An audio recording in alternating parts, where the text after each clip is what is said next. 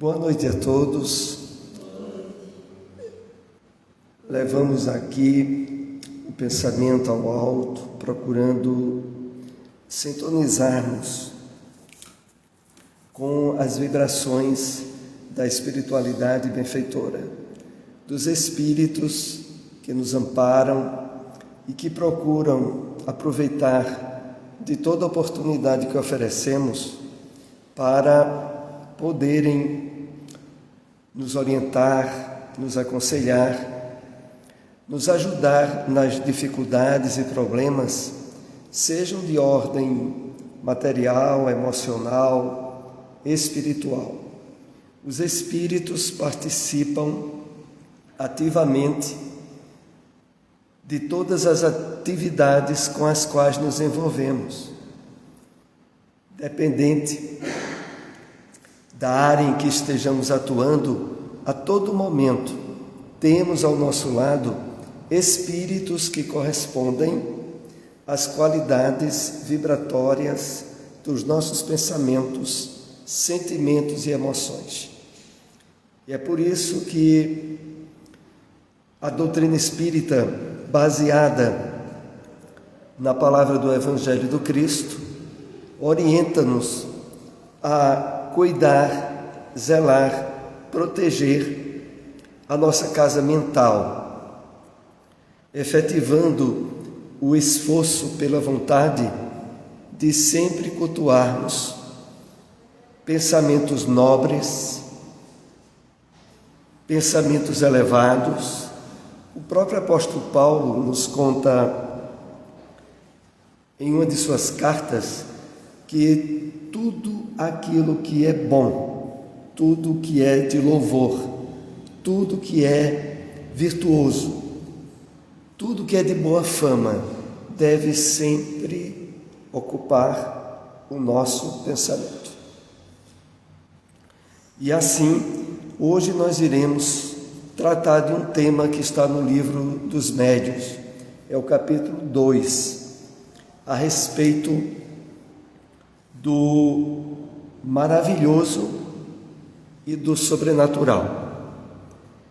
Nós aprendemos com a doutrina espírita que as leis divinas que comandam todos os fenômenos de ordem material, espiritual, estabeleceram critérios e parâmetros aonde a estabilidade e o equilíbrio dessas leis dão a todos nós o conhecimento do mecanismo para a efetivação de qualquer fenômeno que ocorra na Terra ou fora da Terra.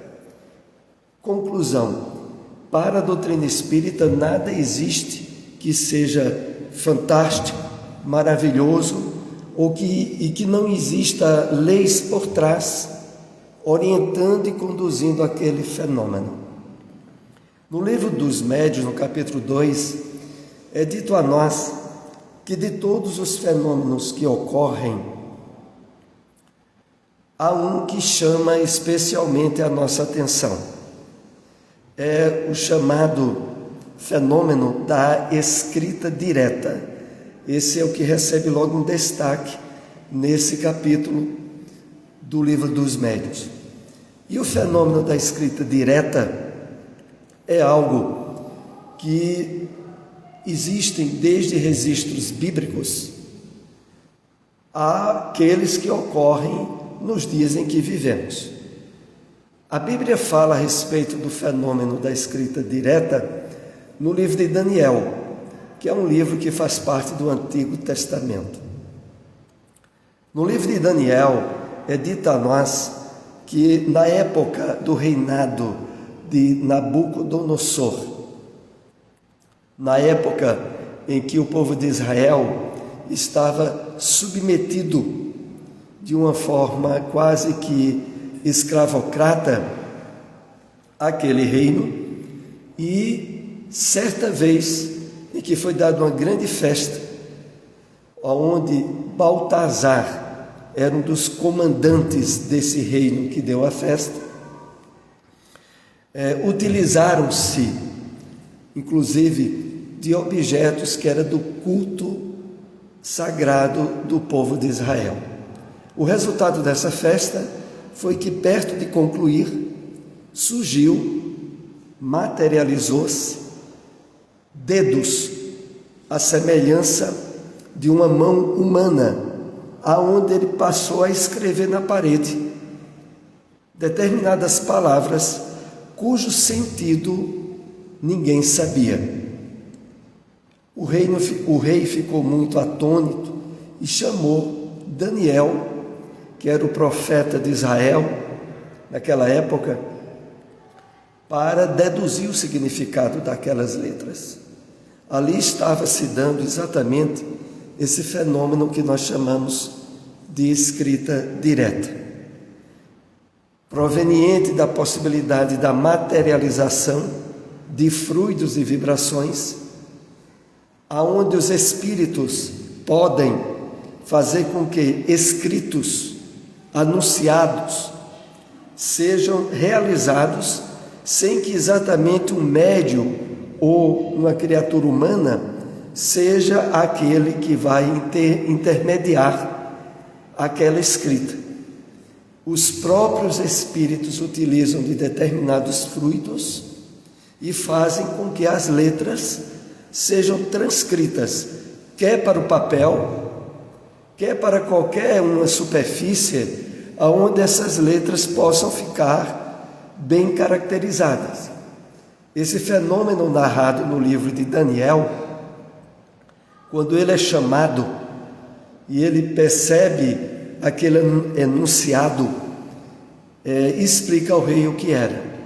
E era um enunciado fatídico, porque dizia o seguinte, mais ou menos, que Deus avaliara as atitudes daquele rei e o considerou pesado na balança da justiça divina, de tal fato que os dias daquele reinado terminariam naquela hora, e de que os medos e persas seriam os povos que colocariam aquele rei para terminar o seu reinado. E diz que o livro de Daniel, na Bíblia, de fato, naquela mesma noite, aquele rei foi assassinado. Bom, esse é um fenômeno de escrita direta daquela época, está narrado no livro de Daniel. No Brasil, nós tivemos inúmeros médios de materialização. Um dos mais destacados foi Francisco Peixoto Lins, chamado de Peixotinho. Inclusive, em Recife mesmo tem uma instituição espírita grande, antiga, lá em Boa Viagem, que é o Peixotinho, que chama. Inclusive, em todo o Brasil, porque Peixotinho, nos seus últimos anos, quando ele estava encarnado, ele morou no Rio, e lá no Rio ele fundou algumas instituições espíritas. Bom, Peixotinho é um caso que mais adiante nós iremos citar. Mas no fenômeno de escrita direta, recentemente estivemos acompanhando outra vez a história contada pela experiência pessoal de Robson Pinheiro, um médium de Minas, autor de diversas obras, e que no programa da Rádio Boa Nova, ou TV Mundo Maior, narrou como ele veio a conhecer a doutrina espírita.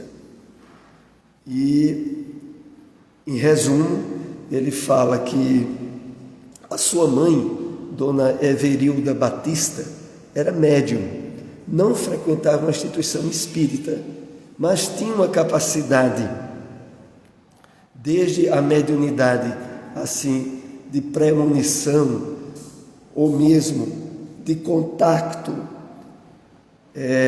visual dos espíritos, a chamada mediunidade de evidência. Mas o Robson Pinheiro, ele era muito ligado a doutrina evangélica. Inclusive, o seu pai também era da Igreja Batista. E o que se deu? Ele pretendia ser pastor. E no final da sua adolescência, 17, 18 anos, ele se submeteu a um teste em determinada igreja evangélica lá em Minas, para se habilitar à possibilidade de ser um pastor. Inclusive, ele narra que, devido a isso, ele arranjou até uma namorada, porque naquela igreja exigia que quem fosse de fato consignado pastor precisaria estar casado, ser um homem que tivesse a esposa. E ele disse que, devido a isso, ele tinha arranjado uma namorada. Bom, a parte que mais nos interessa, associada a esse tema de hoje, é aquela na qual ele foi realizar o teste na igreja. E ele nos diz que, nesse teste, com a presença de 28 missionários da igreja, um público que estava em torno de 400 pessoas, ele precisaria, de forma espontânea, receber um versículo da Bíblia que ele não sabia qual era, e em cima daquele versículo fazer um sermão que deveria durar perto de 1 hora, de forma inspirada na hora. E ele conta que, perto do teste iniciar-se com ele, ele percebeu a presença de 2 espíritos. Na verdade, no contexto da igreja evangélica, para ele aqueles espíritos eram a representação do mal. Mas como apareceu justamente nesse momento tão delicado, ele na igreja, no momento do teste, ele diz ao pastor principal lá da igreja que ele estava vendo esses espíritos. E descreve que usava um turbante, era um que se parecia com um indiano. E o pastor diz a ele: tenha cuidado, porque isso é a representação do demônio. E para que a questão piorasse um pouco mais, um desses espíritos disse ao Robson que ele iria falar através dele. E ele conta para o pastor: olha, ele está aqui e está dizendo que vai falar através de mim. E o pastor disse: não deixe, isso é manifestação do demônio. Bom, esse espírito outra vez se volta para o Robson e diz: olha, nós vamos falar por você. E ele disse: eu não deixo. Ele disse: olha, nós já estamos falando através de você, olhe para trás.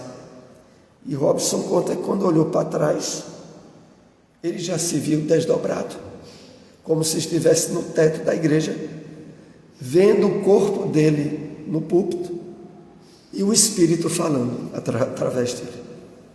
Bom, esse Espírito foi quem fez o sermão.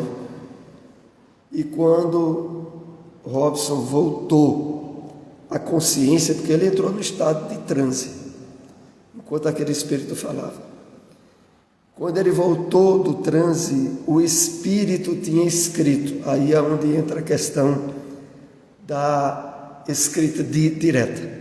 O Espírito tinha escrito com um giz no chão da igreja: hoje termina o seu estágio nessa igreja.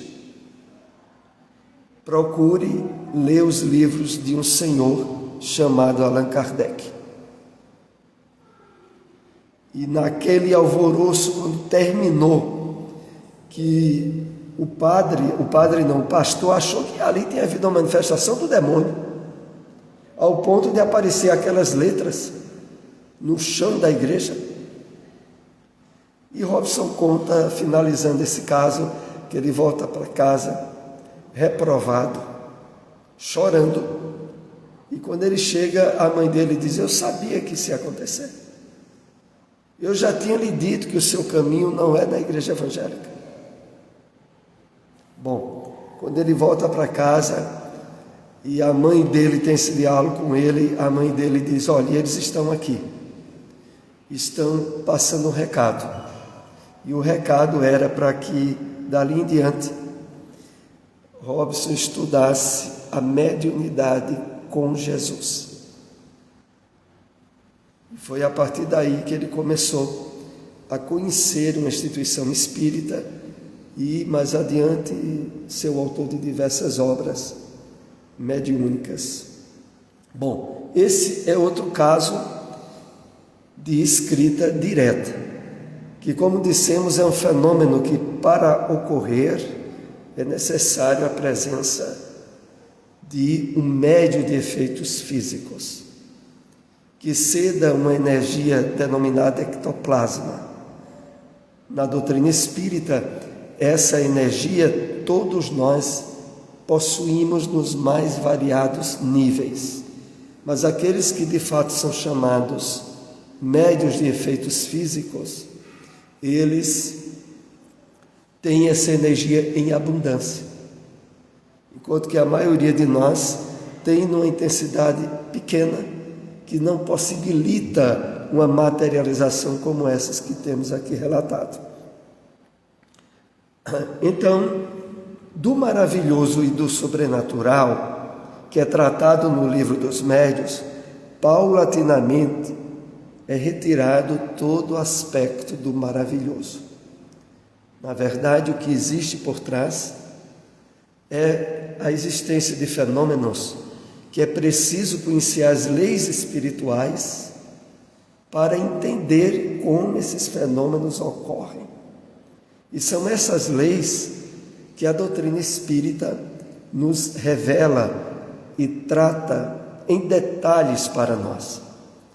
A recomendação, claro, é da leitura de todo o livro dos Médiuns. É uma obra que, logo em seguida ao livro dos Espíritos, aborda a continuidade da segunda parte do livro dos Espíritos, que é a parte referente à vida espiritual ou à existência dos espíritos, que se desdobra no livro dos Médiuns. Outra parte interessante, referente a esses fenômenos, são aqueles denominados de materialização. Inclusive, nesse aspecto também, a Bíblia tem o relato de vários. Começamos aqui lembrando o que está descrito no Evangelho de João, capítulo 20, que foi o da primeira aparição do Cristo a Maria Madalena. É narrado no Evangelho de João que, quando ela se deu conta e foi ao túmulo, percebeu que o corpo de Jesus não estava lá. E começou a chorar. E é nisso que alguém chega perto dela e pergunta por que ela está chorando.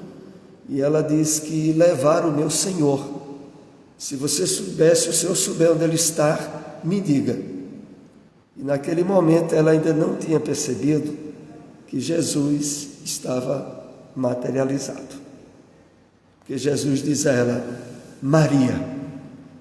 E quando faz essa expressão, ela se volta e se volta logo exclamando: Mestre! E de fato ali expressou-se o início de várias materializações do Cristo. Ainda no capítulo 20 do Evangelho de João, é narrado que ele, quando os discípulos estavam reunidos com as portas fechadas, ele aparece entre eles. E naquele momento havia um discípulo ausente. Era o discípulo chamado Tomé, que também tem um nome de Dídimo. Tomé não estava naquele momento. Mas adiante, quando Tomé chega, Jesus já havia desaparecido. E os discípulos vão dizer a Tomé que o Senhor voltou. Ele diz: eu não acredito de forma nenhuma, a não ser que ele me apareça, eu veja os cravos nas suas mãos e coloque o meu dedo dentro dos cravos e perceba que de fato é ele. E é exatamente o que ocorre mais adiante. Jesus outra vez se materializa e, se dirigindo a Tomé, diz: vem, Tomé, coloca o teu dedo na minha mão. Vejam a questão do fenômeno da materialização. Jesus aparece e desaparece, as portas podem estar fechadas ou não. Jesus chama Tomé e Tomé sente o dedo de Jesus. Mas evidentemente o corpo do Cristo não era exatamente o corpo humano, era o corpo espiritual materializado. Por isso Jesus aparecia e desaparecia. A Bíblia também vai narrar no Evangelho de Lucas, quando Jesus aparece aos discípulos na estrada de Emaús. 2 discípulos se encaminhavam quando um viajor se aproxima deles e compartilha da conversa com eles. Eles falavam se aquele viajor não tinha tido notícias do que ocorrera recentemente em Jerusalém e da morte do Cristo. E naquela conversa eles não percebem que era Jesus materializado. Chega a viagem e eles convidam aquele viajante a tomar café com eles. E quando entram em casa, que colocam-se à mesa, quando Jesus pega o pão e o corta, elevando o pensamento em louvor a Deus, aí eles caem em si. Era Jesus materializado. Só que no Evangelho de Lucas é narrado que logo em seguida Jesus desaparece. Então, essa possibilidade, que é narrada em diversas passagens nos Evangelhos, é o fenômeno de materialização que é estudado na doutrina espírita e que nós tivemos no Brasil grandes médiuns nessa área. Nós lembramos aqui, por exemplo, uma das mais significativas e que se dava com muita frequência com o Eurípedes Barçanufo, o médium da caridade da cidade de Sacramento, Minas Gerais. Lá em Sacramento, que nos dias de hoje, ora, Eurípedes desencarnou em Sacramento em 1918, na época da gripe espanhola. Ele que, como médium, curou muita gente da gripe espanhola e que faz ter cumprido o período traçado pela espiritualidade para atuar entre nós, ele desencarna pela doença a qual ele curou tanta gente. Mas a história de Eurípedes é tão marcante em Sacramento que nos dias de hoje, eu estive em Sacramento em 2011. E quando eu fui em Sacramento em 2011, eu fiquei admirado com o fenômeno que foi Eurípedes Barçanufo naquela cidade. Porque praticamente em toda a cidade, independente de religião, a população tem uma foto de Eurípedes Barçanufo. Inclusive nós trouxemos algumas fotos de lá, uma delas se encontra aqui na nossa secretaria. Então, o que se deu? Eurípedes curou tanta gente, atuou de uma forma tão intensa na área da caridade, lá em Sacramento, que marcou a vida de cada um naquela cidade. Oportunamente, quando eu estive em um dos hotéis lá, que eu falei um pouco com o dono daquele hotel, ele já foi contando um caso de uma tia dele,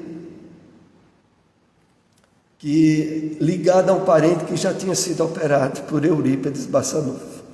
Mas, em resumo, eu quero contar aqui apenas um dos inúmeros casos associados à questão da materialização e que foi contado pelos biógrafos de Eurípides.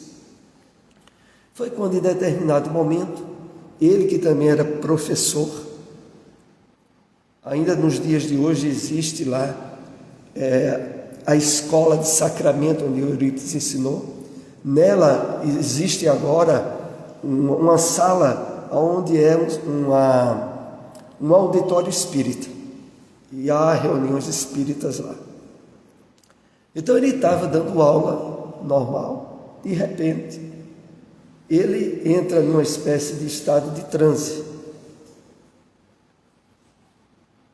aonde, mesmo estando acordado e mesmo estando em pé, ele saía, em termos assim de contato com aquela realidade daquele momento. E os alunos sabiam dessa condição que Eurípides, vez ou outra, tinha, e ficavam esperando. Depois que passou em 5 minutos, ele voltou daquele transe e disse aos alunos: estive agora realizando um parto de urgência no sítio de fulano. Ele está vindo para a escola e já está se aproximando da escola. Quando ele bater na porta, vocês se levantem e cumprimentem ele, porque quando os alunos se deram conta, tinha alguém batendo na porta. E quando abriu, era o homem ansioso, porque a esposa, ele deixou a esposa agoniada na questão de ter o filho. E ele tinha vindo buscar Eurípides, porque Eurípides também era parteiro. Além de médium, ele realizou inúmeros partos lá em Sacramento. E quando o homem entra dizendo: olha, é urgente, eu preciso levar. Ele diz: calma, a sua esposa já teve um filho lindo. Ele disse: mas faz 5 minutos que a sua esposa teve filho. Mas não pode, eu vim a cavalo, longe, o senhor não passou por mim. Como que história é essa? Ele disse: não se preocupe, foi realizado o parto. Mas o homem não acreditou, insistiu e tirou Eurípides da sala de aula. E quando chegou lá no sítio, a esposa percebeu: mas não precisava vir, seu Eurípides, eu estou muito bem. E aí o homem constatou que, de fato, Eurípides, num fenômeno ao mesmo tempo de materialização, associada à bicorporeidade, porque Eurípides conseguia deixar o corpo físico na escola, sair espiritualmente até aquele sítio, materializar o corpo espiritual e atuar realizando o parto no campo físico. Então esse fenômeno, ele nos possibilita entender exatamente o que houve quando Jesus mandou que Tomé colocasse o dedo no cravo da sua mão, na ferida da sua mão. Era um fenômeno de materialização, a semelhança desse que Eurípides realizava com o parto. Então, a literatura espírita, em referência a isso, é muito rica, mas sempre atestando que o fato se dá por leis de fluidos, de vibrações. Não é nada mágico, nem maravilhoso, nem fantástico. É algo que perante determinadas leis espirituais ocorre.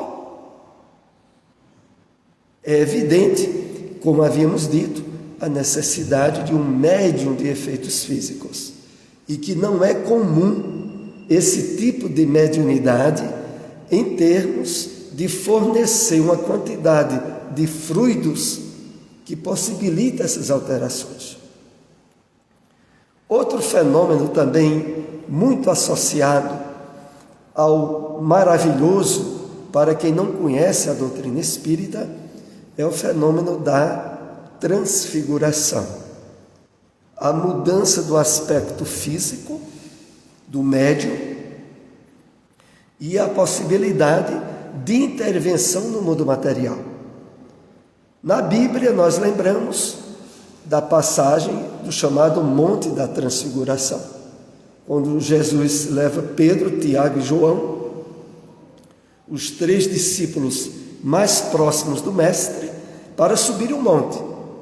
E quando sobem, ali, diz a Bíblia, Jesus transfigura-se e aparece 2 espíritos materializados, Moisés e Elias. Os discípulos veem aqueles espíritos e entendem que algo maravilhoso estava se dando ali. Era como se fosse a manifestação do próprio Deus. E eles, quando percebem aquilo, recebem 2 orientações de Jesus, que é interessante. A primeira delas é quando ele diz: não conteis a ninguém o que vistes aqui, a não ser depois que o Filho do Homem for erguido no 3º dia. Jesus se referia à sua crucificação. Então ele diz aos discípulos que eles não deveriam falar a respeito daquilo. Mas fato também interessante, que os 2 espíritos que se materializam, Moisés e Elias, tinham sido profetas do povo de Israel, tinham desencarnado há muito tempo. Só que Elias já houvera reencarnado como João Batista. Nós aprendemos isso porque o próprio texto bíblico diz que quando Jesus vai descendo o monte com os discípulos dizem: mas mestre, não era necessário que primeiro viesse Elias? E aí Jesus diz a eles: mas Elias já veio e ninguém o reconheceu. E diz a Bíblia, está escrito em Mateus, que os discípulos entenderam que Jesus se referia a João Batista. João Batista era a reencarnação de Elias. E aí vem até a pergunta: mas se era a reencarnação de Elias, por que ele não apareceu materializado como João Batista, e sim como Elias? Essa pergunta é lógica e tem um conteúdo bem raciocinado, porque Elias já tinha reencarnado como João Batista e já tinha sido assassinado. Quando ele aparece ali como Elias, ele tinha sido assassinado, degolado. E aí a doutrina espírita nos esclarece o seguinte: que os espíritos elevados, quando atingem um certo nível, eles adquirem a possibilidade, a capacidade de escolher a aparência reencarnatória que mais lhe chamem a atenção em termos de importância. Então, o João Batista desencarnado, ele se materializa naquele momento como Elias, pelo alto papel que aquele profeta tinha exercido junto ao povo de Israel. Mas ele era o próprio João Batista, agora nesse fenômeno. Então Jesus, diz a Bíblia, se transfigura, e eles veem Jesus assim, como envolvido numa grande luz. Ora, esse fenômeno, o fenômeno da transfiguração, ele também ocorre nos dias de hoje. A doutrina espírita tem inúmeros casos a respeito do fenômeno de transfiguração, e que se dá muitas vezes no fenômeno da psicofonia, quando um espírito assume a voz do médium e fala através do médium em determinada situação, claro, desde que haja ectoplasma, haja médios de efeito físico, pode-se dar naquele momento o fenômeno de transfiguração. Nós lembramos aqui quando, já diversas vezes, o médium Divaldo Pereira Franco, ao terminar determinadas palestras, ele nos traz, por exemplo, uma prece, uma mensagem de Dr. Bezerra de Menezes. E naqueles momentos, já houve alguns, onde não havia apenas a mudança de voz, porque há uma mudança de voz em Divaldo. Mas já faz bastante tempo que Divaldo ofereceu essa possibilidade da comunicação com o Dr. Bezerra. Eu acredito que eu já vi uma pelo menos há 25 anos atrás. E naquela época Divaldo estava mais jovem.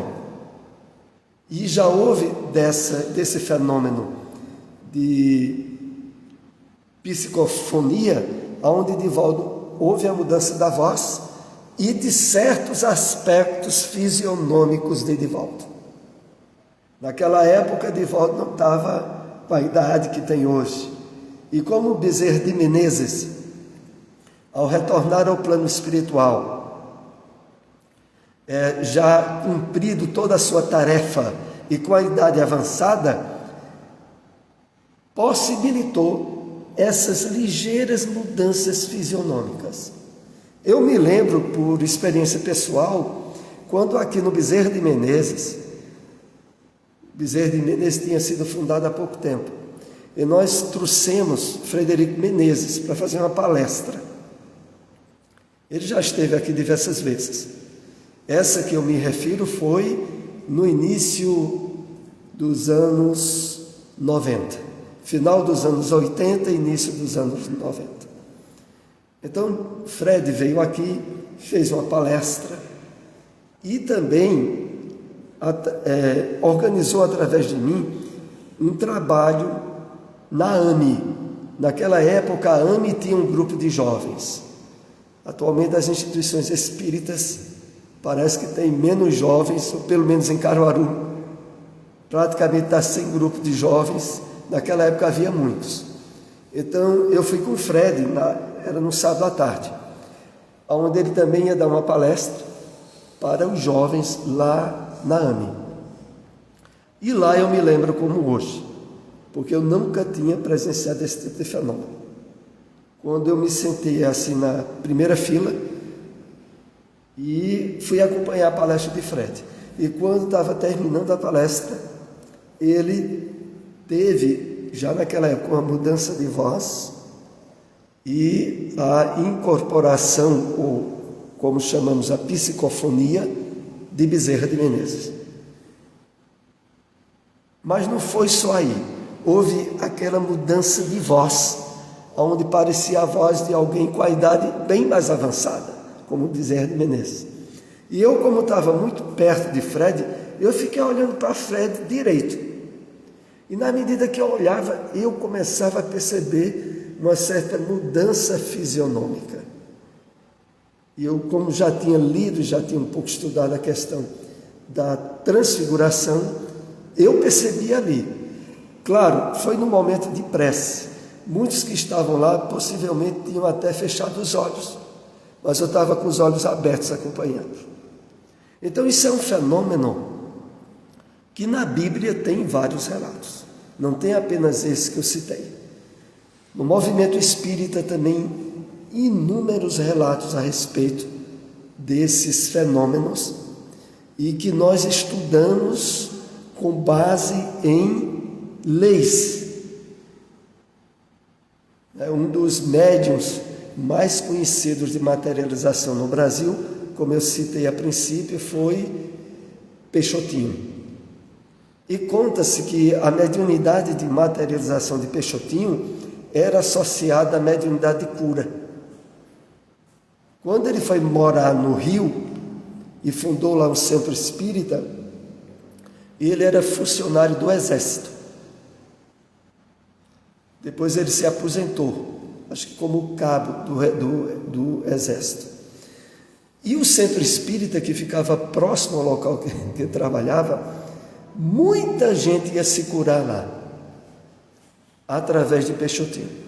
Os espíritos que mais habitualmente se materializavam, Sheila, teve Bezerra de Menezes. E o que é que se passou? Há dois casos curiosos que eu vou aqui citar para fecharmos esse nosso tema. O primeiro deles é que muita gente se curava com Peixotinho de doenças respiratórias, só que Peixotinho era asmático desde criança e nunca tinha conseguido ficar bom de asma. E uma vez ele estava no quartel e o chefe dele soube desse lugar onde tinha muita gente se curando. E chegou para Peixotinho e disse: olha, o chefe sabia que de vez em quando ele tinha crise de asma. Disse: olha, Peixotinho, eu não acredito nessas coisas não, mas eu soube que tem uma casa aqui que criaram, que fundaram, tem muita gente que vai para lá e se cura. Por que você não vai lá para você se curar? E dizem que Peixotinho ficou calado, porque ele era o médico de cura, só que ele não conseguia curar ele, mas aos outros iam lá e se curavam.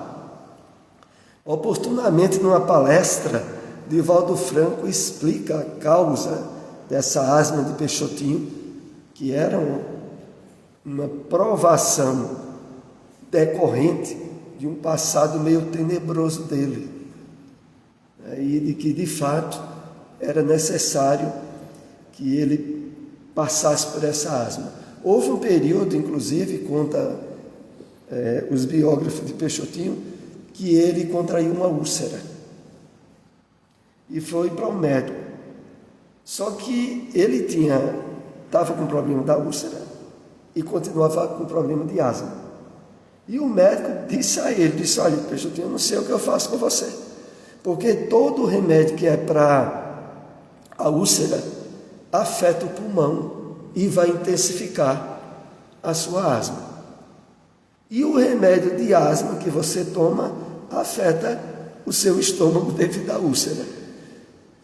E aí diz assim, Divaldo contou que Peixotinho chegou a dizer assim: eu não sei o que eu faria, ou eu morria queimado, porque a úlcera queimava, ou eu morria sufocado, porque a asma ele ficava totalmente sem ar. E aí conta que ele, pedindo ajuda à espiritualidade, Sheila disse: está certo, Peixotinho. E através de uma terapia de passes, por isso a gente sempre diz, olha, passes espirituais e coletivos existem e são eficazes. Porque muitas vezes a pessoa só acredita que toma passe se entrar na cabine e vai tomar passe, né? Tiver alguém aplicando passe na frente dela. Mas a gente sabe que a eficácia do passe é do mundo espiritual. E que não precisa ter um passista, precisa a pessoa estar em sintonia de receptividade, o que muitas vezes ocorre durante as palestras, durante estudos espíritas. E ali Peixotinho tomou um passe de Sheila, e ela, através do passe, produziu um alívio grande no problema da asma, e ele pôde tomar remédio para a úlcera. Tomou remédio de úlcera, voltou para o médico, e aí disse que quando ele chegou lá, o médico olhou ele e disse: graças a Deus, Peixotinho, você está curado. E o médico achava que tinha curado a asma e a úlcera, só que Peixotinho também estava achando. E conta que quando Peixotinho foi dizer obrigado, graças a Deus, a asma voltou. E aí ele já teve outra crise de asma. Na verdade, a terapêutica espiritual que Sheila deu a ele era temporária. Era até resolver o problema gástrico, mas a asma voltou e foi com ele até a desencarnação, porque era algo que era necessário face questões graves do passado. Muitas vezes nós podemos ter determinados problemas, determinadas doenças, que o tratamento espiritual é a doença. A pessoa precisa ficar com aquela doença durante um bom tempo, ou até mesmo ir até a desencarnação, porque é providencial. Bom, esse foi apenas alguns casos que nós tratamos aqui nesse tema. Há um aspecto que não poderíamos deixar para fechar esse nosso assunto. É que no capítulo 2 do livro dos Médiuns, o sobrenatural maravilhoso, termina nos dizendo uma indicação e um esclarecimento importante. A de que grande é a quantidade de pessoas que, mesmo não tendo presenciado fenômeno nenhum nessa área, pela leitura da doutrina espírita, tem certeza absoluta da realidade do mundo espiritual, das leis divinas, e que, pelo estudo e conhecimento da doutrina, não ficam com dúvida nenhuma, enquanto que há muitas pessoas, inclusive médiuns que mesmo eles sendo o exemplo da realidade do mundo espiritual, quando ele muitas vezes chega uma provação, uma situação difícil, esse médium tem fraqueza nas suas convicções. Na verdade, o fenômeno, ele existe como um aspecto temporário, mas o trabalho de convicção e de conscientização só vem pelo estudo, pela sensibilização e pela vivência da doutrina. Por mais fenômenos que a gente pudesse ter visto, não levaria uma convicção. A convicção só vem pelo estudo. Eu me lembro que aqui em Caruaru, nos anos 80, nós tivemos a presença de Dr. Edson Queiroz, que através do espírito de Dr. Fritz fez inúmeras operações. Aqui mesmo em Caruaru eu acompanhei na AME. A AME ficou uma fila de gente, lotou a AME para pessoas serem curadas lá. Depois ele foi para a ABB, eu também estive lá. Estava eu, Seródio, um caso de gente aqui do Movimento Espírita. Eu acompanhei junto as operações que deixavam qualquer um deslumbrado pela espontaneidade do fenômeno, porque a gente sabia, a gente que acompanhava todo o roteiro, sabia que não havia nenhum arrumado, não chegava ninguém ali combinado para ser operado por Dr. Edson, aliás, por Dr. Fritz. E Dr. Fritz, quando ia operar, mudava a voz, havia o fenômeno de transfiguração, mudava a fisionomia dele, e ele começava a falar no sotaque alemão, de dar ordem, e às vezes até quem ia receber o tratamento ficava até, tá com medo, rapaz? Era mais ou menos assim as conversações que a gente via, quando ele, inclusive, às vezes utilizava facas, e havia corte, usava bisturi, mas a realidade do fenômeno, centenas de pessoas assistiram. Vocês pensam que centenas de pessoas ficaram com convicção da realidade espiritual? Nem muitos espíritas que estavam lá acompanhando, porque a convicção, como estávamos dizendo, só vem da sensibilização e da vivência do que a doutrina ensina, e não dos fenômenos em si. Então agradecemos essa oportunidade de compartilhar essas informações, que Jesus, que é a espiritualidade amiga, nos acompanhem de volta aos nossos lares com muita paz.